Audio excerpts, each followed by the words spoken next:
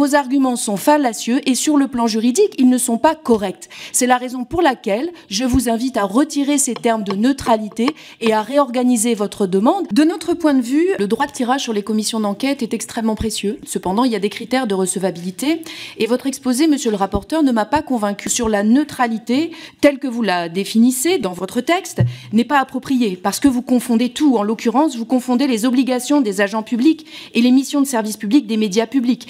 Vous voulez faire sérieux en vous appuyant sur des décisions du Conseil d'État, mais ces décisions affirment l'exigence de neutralité en matière religieuse qui incombe à chaque agent public, qu'il travaille à Radio France, à l'Assemblée nationale, dans les hôpitaux ou n'importe où ailleurs.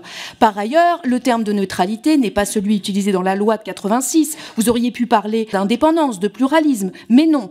Et puis, qui serions-nous pour prendre la place de l'Arcom qui, elle, est en charge de juger de l'impartialité du service public de l'audiovisuel? Ce n'est donc pas à nous de juger de l'impartialité du service public. Nous ne sommes évidemment pas les mieux placés. Et enfin, dans la série des mensonges et des arguments fallacieux, vous utilisez une citation de Madame Ernotte que vous avez tronquée.